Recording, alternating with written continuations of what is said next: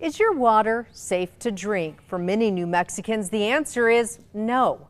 According to results of a year-long Larry Barker investigation, many New Mexicans are unknowingly drinking water dangerously contaminated with cancer-causing elements. In fact, we found the water in many New Mexico communities so tainted it's been in violation of federal regulations for years. Here's Larry's investigation, Troubled Waters.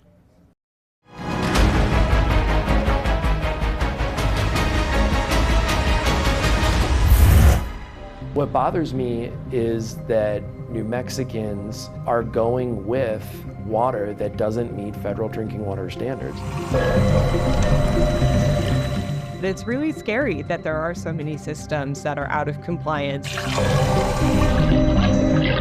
We live in a country where clean, safe drinking water is a right. The water coming out of our taps shouldn't be a hazard to us. Visit this northern New Mexico community and you will be in a danger zone. There are no warning signs, and even some folks who live in the Pewaukee Terraces mobile home park may be unaware of the peril. You see, there's something wrong with the water, and the only way to detect this invisible threat is in a laboratory. Test results show Pewaukee Terraces water contaminated with more than twice the legal limit of uranium. Uranium first showed up in the water here 4 years ago. Melanie Bench is with the Environmental Working Group. No one should be drinking a lot of uranium in their water. Over time, uranium in drinking water can weaken the immune system and impact kidney function. John Roderick heads up New Mexico's Water Protection Division. Scientific evidence shows that long-term exposures to elevated levels of naturally occurring uranium are not safe, have the potential to build up in the body. Since 2021, Pewaukee Terraces has been slapped with a dozen EPA violations. Despite the infractions, the mobile home park has not installed equipment to remove uranium from its water supply. Is the drinking water at Pewaukee Terraces Mobile Home Park safe today? As defined by the Safe Drinking Water Act, no, it's not compliant. And it's not just Pewaukee Terraces. Our investigation finds unsafe drinking water in communities across New Mexico. In fact, there are so many violations, enforcement is nearly impossible. James Kenny heads up New Mexico's Environment Department. Given the widespread non-compliance in drinking water from drinking water facilities in New Mexico, we are not equipped from a staff perspective to hold everyone accountable all at once. That's not something we have the ability to do. So there's really no excuse for years of non-compliance. I think it is the duty of the state environmental agencies to use whatever resources they have to make sure that people in the state have access to safe and clean drinking water. It's a really important public health issue. For example, De Latte Mobile Manor in Mesilla Park. Over the past 7 years, residents here have been drinking water contaminated with uranium. De Latte has racked up 20 violations of EPA regs. How are you going to get their attention? Unfortunately, this is likely going to take an administrative compliance order with penalties to get their attention and to get everybody to understand that we have a community here. We have this system where people are at risk. And there's more. Since 2017, the town of Springer has violated safe drinking water regulations more than 50 times. Over a 7-year period, town residents have been exposed to excessive levels of a cancer-causing substance called trihalomethanes.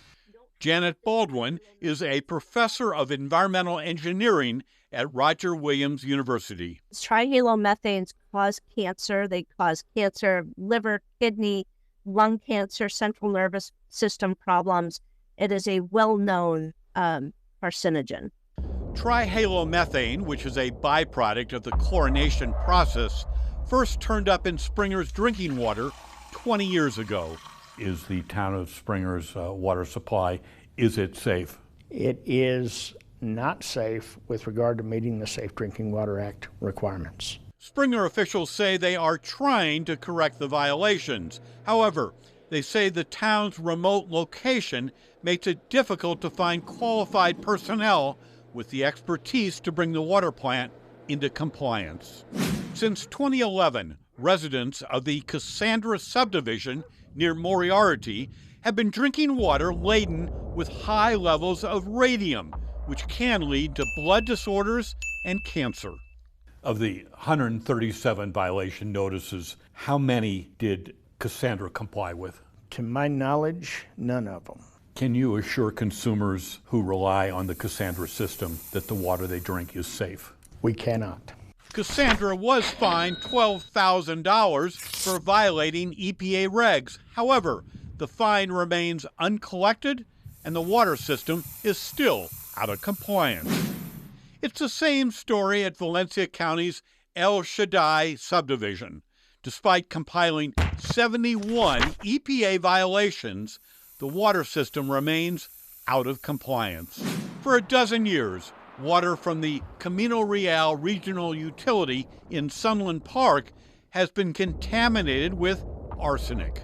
Some of the health impacts associated with arsenic exposure include liver harms, kidney harms, lung and prostate cancers, liver and kidney cancers. The Sunland Park utility has been slapped with more than 120 EPA violations, most of which have been ignored. There is an arsenic treatment plant, but sometime last year, someone turned it off and didn't tell anybody. What was your reaction when you heard that Camino Real was not treating its water for arsenic? To put it bluntly, I was offended on a personal level and on a professional level that this could take place. The Camino Real utility was fined $200,000 for arsenic violations. The penalty has been appealed.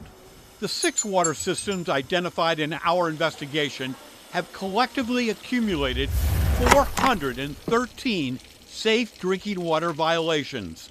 Today, none of those systems are in compliance with the law. How does the Environment Department protect consumers from long-term exposure to cancer-causing substances in their water by just simply writing letters? It's safe to say that just writing the letters has not been effective and is not effective. What grade would you give the Environment Department's enforcement of the Safe Drinking Water Act in New Mexico? I would have to say, historically up to this point, sadly, unfortunately, probably a D. Secretary Kinney says any water system that knowingly provides unsafe water to consumers constitutes a degree of criminal behavior. Focusing in on those that are getting water that doesn't meet drinking water standards, it shouldn't happen in our society and in a state like New Mexico. But it does.